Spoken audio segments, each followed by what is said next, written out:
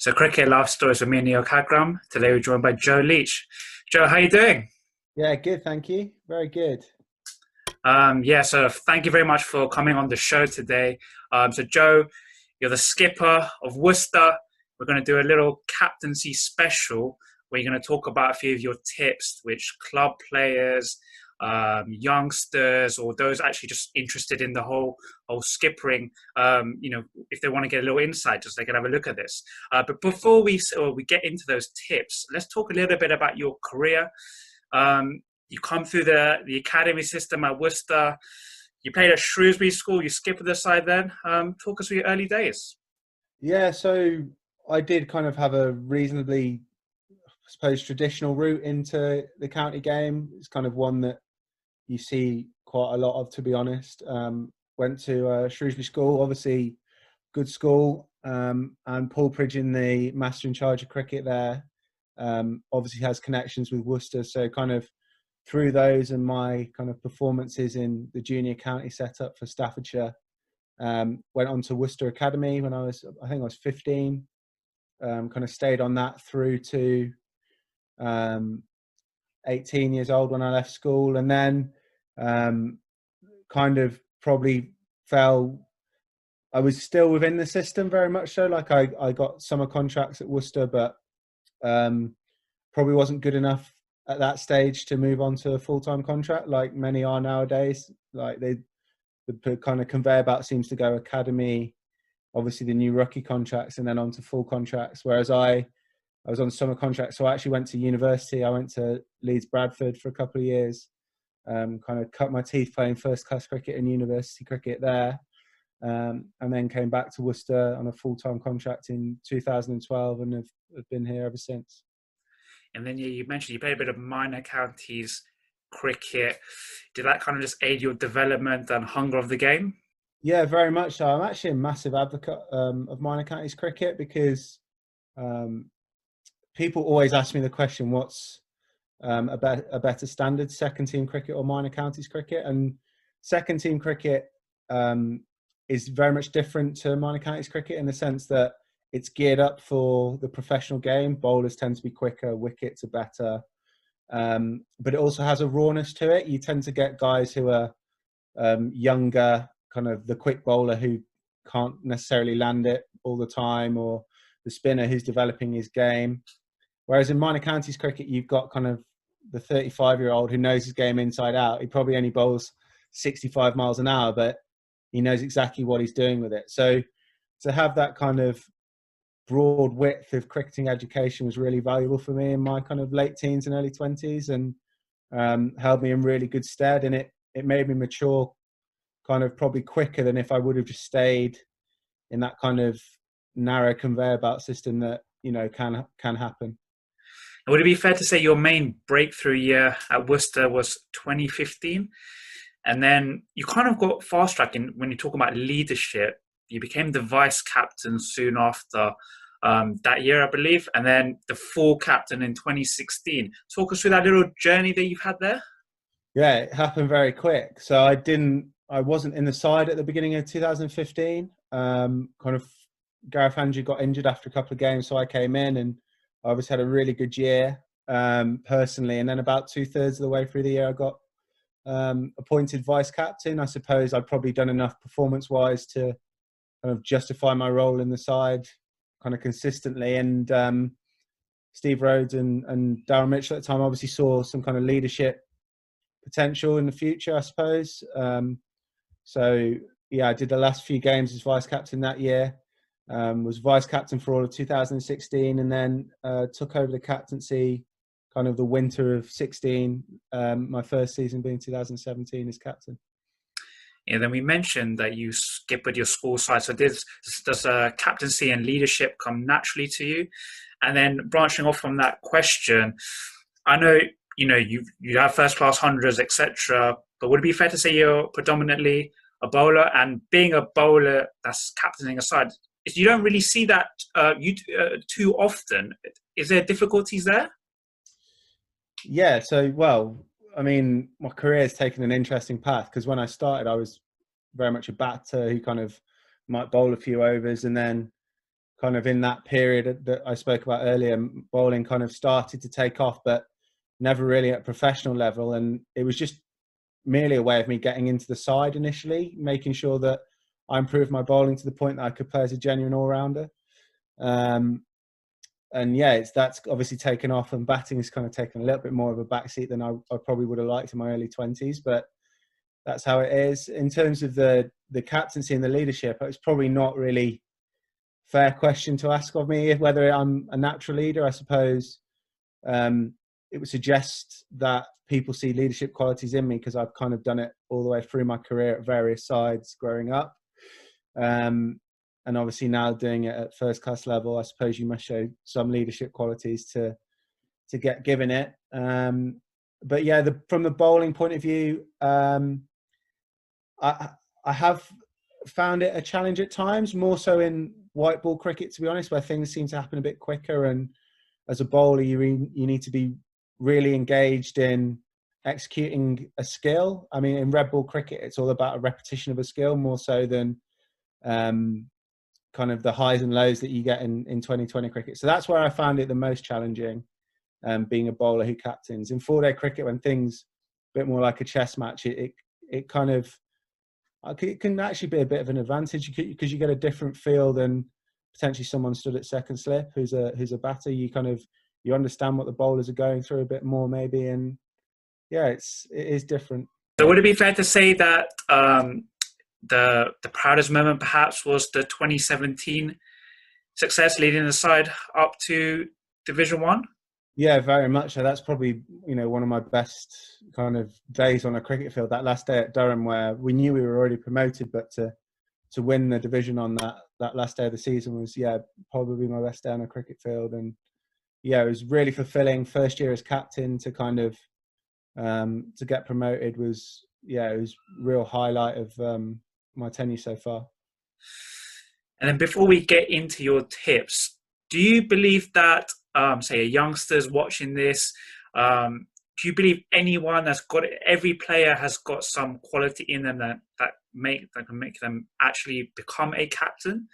So, there's a famous quote with Richie Benaud. He's saying that, captaincy's 90% luck, 10% skill, but don't do it with that 10%. Is a word on that?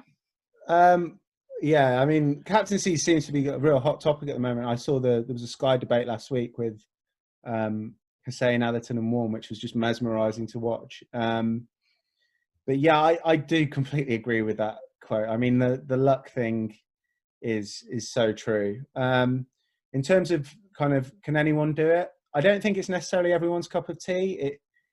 It could detract from personal performance. Some people just don't want the hassle of it, to be honest. But that being said, I don't think there's a one kind of a person type or a personality that you have to be a leader. I think there's very many different ways to skin a cat, and that's certainly the case with leadership. I've seen over the course of my career the kind of ranter and ravers, the kind of guys who are very quiet and lead by example.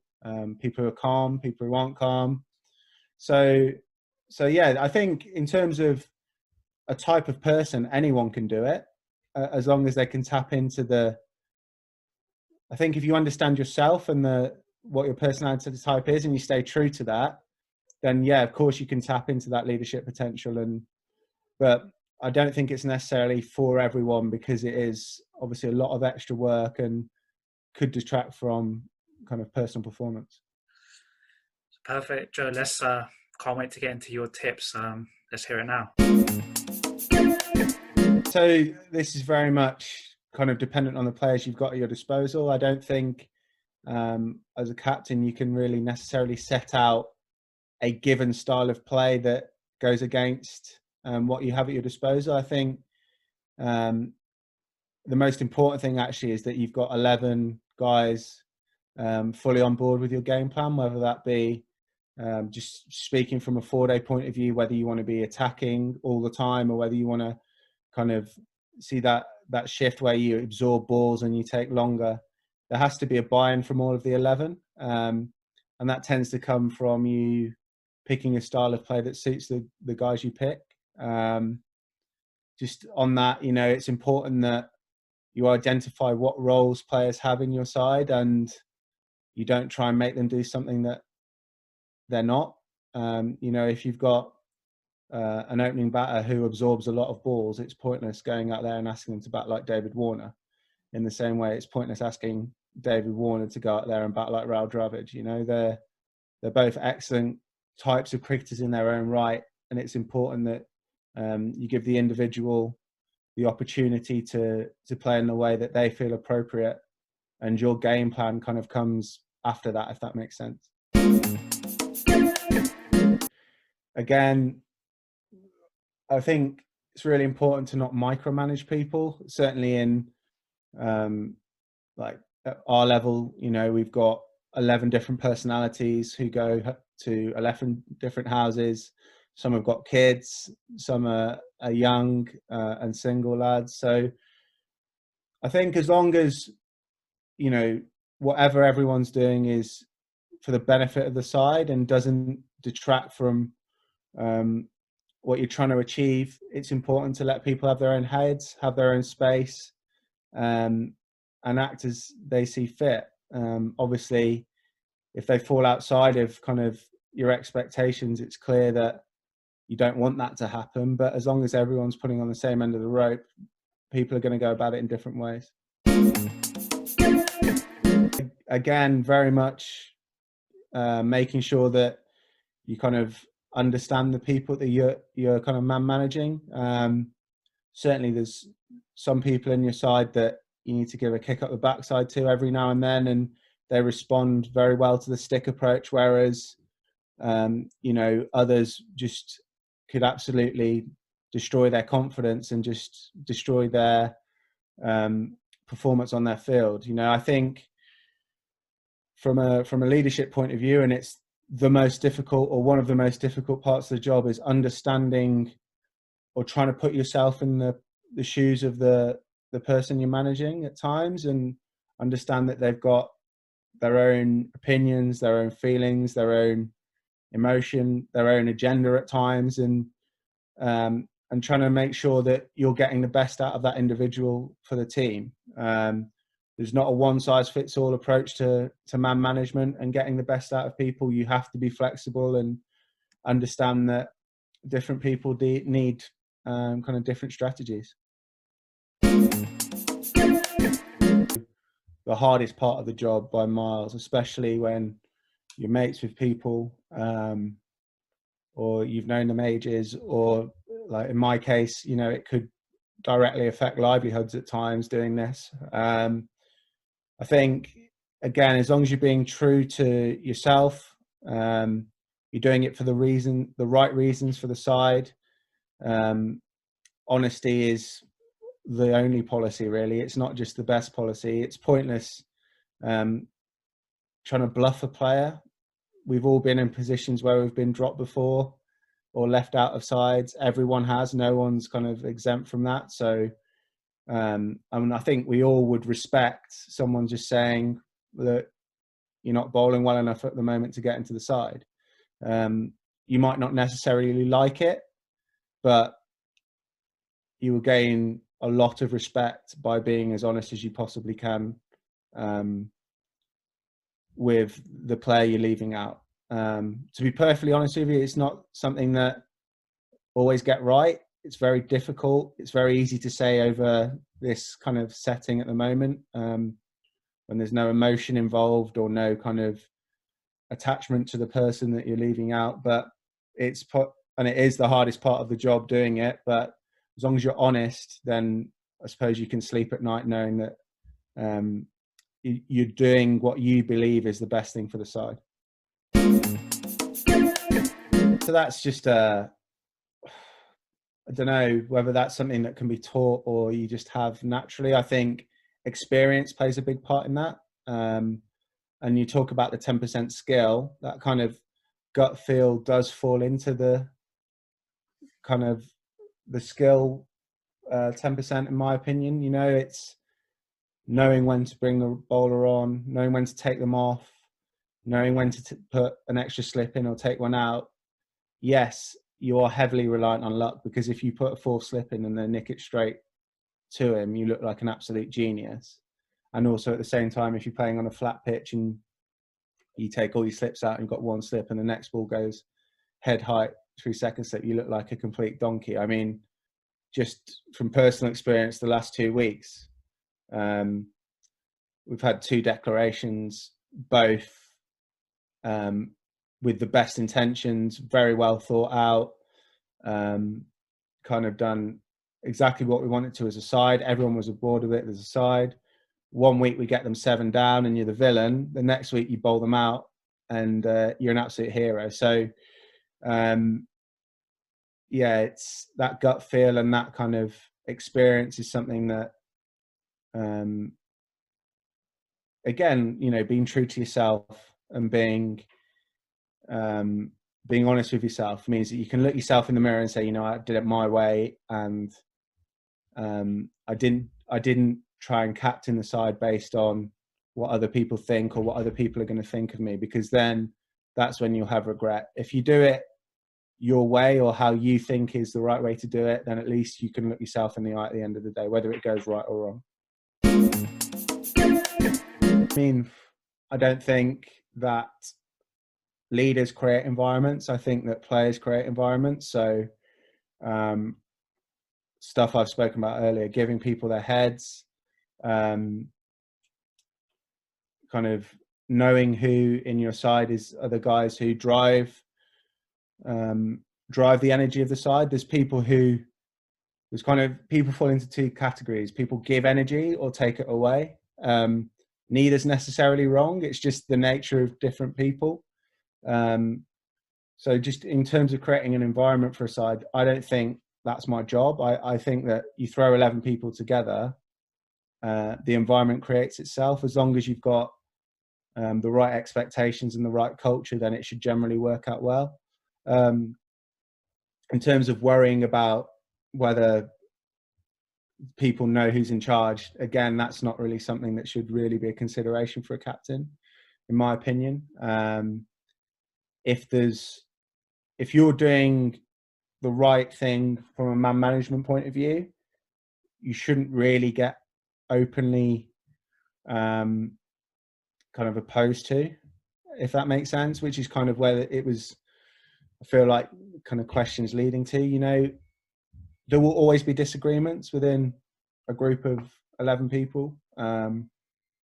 People aren't going to agree with the decisions you make. People aren't necessarily going to even accept them. But as long as you're managing them as individuals and they know that you've got the best interest of the side at heart, or that you're trying your best for the side, then I don't think you need to stick your shoulders out and put an armband on your arm to show that you're captain. You know, that's, to be honest, that's a surefire recipe for being a bad captain, in my opinion. It's really important, talking about communication, that it's clear. Think you can spend ages and ages and ages in a pre-match team talk waffling on and on and on, and everyone walks away from it and they're just so confused by what you said. And I know I've been guilty of that at times. You know, you feel like you need to give the gladiator speech before the first ball, and you just end up confusing people at times. I think with communication, certainly when addressing the side, something I've really tried to do recently as I've gained more experience is actually think about what I'm going to say before. Don't waste words, don't waste people's time. Over the course of our season, we have, I mean, obviously this season slightly differently, but we've got 14 4-day games. So 14 lots of 4 warm-ups, team talks. You can't say the same stuff every day. There's only so much you can say before a cricket game. Don't waste your communication by trotting out the same old cliches if you don't need to. Try and keep it as concise and as relevant as you can. So captaining in a longer form of a game is a bit more of a chess match. It takes things develop slowly, so you have to kind of remain patient, and actually decisions that you make, although at the time they feel like massive things. They don't necessarily affect the outcome of the game as quickly as they do in the shorter form of the game. So, you know, making a bowling change that goes wrong in a game of 4-day cricket, and if it doesn't go as well as you would have liked, obviously it might not have any impact on the result of the game at all. Whereas if you do it in 2020, if you bowl the wrong bowler at the wrong time to a gun 2020 batter and it goes for 20, you've more or less single-handedly cost the side of the game by just poor tactical knowledge. So white ball cricket, the decisions come thick and fast and there's more on it. So you have to have, like, I know we've spoken briefly about gut feel, probably have to debrief your captaincy performance and your thought process more in short form cricket than you do in long form cricket. Because in long form cricket, decisions you make don't necessarily affect the outcome of the game. Players do. And I know that players do in short form cricket, but a captain can cost you or save you kind of 10 or 15 runs in a 2020 game by just being smart, if nothing else. So the short form game, just the way I found it, I know other people might find it completely differently. It's just the way I find the short form game more challenging, certainly as a bowler, because it's 100 miles an hour, you're bowling, you're off, you're picking someone's ball the other end, then you might be bowling again. And you have to think more about your skill in white ball cricket than you do in red ball cricket, just because of the nature of the game. You know, might be a Yorker, then a slower ball, you know, ball after ball, and then I've gone Yorker, slower ball, bouncer, and then, who's bowling at the other end? And you're kind of trying to process all that at the same time of bowling kind of pressure overs. So short form game, I would say that it's important to debrief your performance as a captain thoroughly and just be, did I get it right then? Why didn't I get it right then? And then the gut instinct will take over the next time because you've learned from experience. And that does happen in red ball cricket, but there's not as much on it. So the debrief is constantly happening because you're living through it. If you make a bad decision, it can be death by 1,000 paper cuts at times. So after standing in the field for 4 hours, you're like, yeah, I might have got that one wrong. Whereas in 2020 cricket, it's a bit quicker. Yeah, so one of the most challenging things to do as a captain is have the ability to separate your skill from the captaincy. I think gone are the days, certainly in professional cricket, but I think probably down kind of through cricket in general, is that people respect your skill set for what you bring to the team more so than they do the captaincy. I know that when you think about Mike Brearley, who's heralded as one of the greatest captains of all time, probably didn't hold his own as a player in his own right, whereas now that just wouldn't happen. You know, Joe Root has to be one of England's best 5 batters, otherwise he just doesn't get picked. So making sure you dedicate enough time to your own skill garners respect from the side because you're contributing to it. There's nothing worse than that feeling as a captain of not contributing to the side. So taking care of your own stuff and your own game is vitally important, and it's important to remember that. Just in terms of being able to separate the two, kind of being able to stay level-headed about your performance is key. The player who gets kind of 150 one Saturday and is absolutely buzzing, and then naught the next Saturday and is absolutely distraught and can't speak for the rest of the day, that's not going to help, obviously. Certainly as a captain, sorry, excuse me, you need to have kind of that emotional intelligence to stay level throughout the course of things going well and things going badly. So yeah, that's probably the main thing with that.